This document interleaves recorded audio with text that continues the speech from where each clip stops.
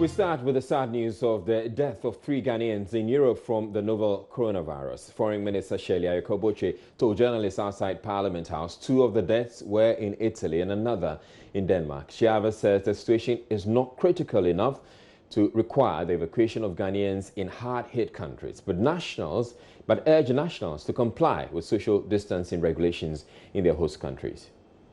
Things that we can only do because we have to protect ourselves. If there is an emergency situation, we will definitely move in, take all the precautions necessary and move in to assist our nationals. But for now, there's no emergency situation. I've heard that 2 Ghanaians in Italy have lost their life and 1, I believe, in Copenhagen, in Denmark. So far, from the virus, yes. Two Ghanaians plus 1, so it's 3.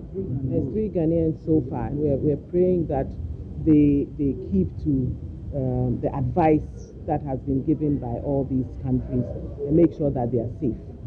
Don't go out if you don't have to, unless it's absolutely necessary. Stay home.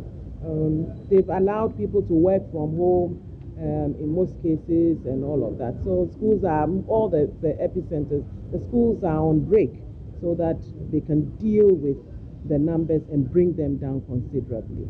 And in most of the countries, I spoke to one of my counterparts in a very high incidence country, and she said she's expecting that their numbers will rise in the next 2 weeks. And this is, I think, about the second now in terms of the high numbers. I don't want to mention the country, but they're expecting even more cases. And the way it looks, once it peaks and it starts to come down, then movement starts. And those who are infected, who don't even know that they've been infected, move, and then it's spreading elsewhere.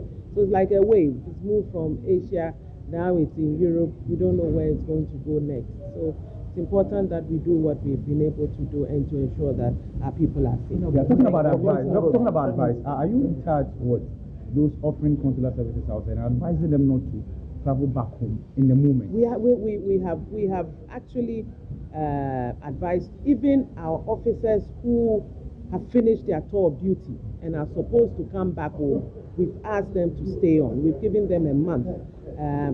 If after the month this thing is still raging, we will give them more time. So that's what we are doing. We've advised Ghanaians generally everywhere to stay put, unless it's absolutely necessary.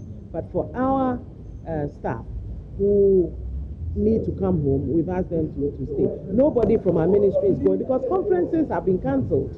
Workshops, conferences, all these things have been cancelled.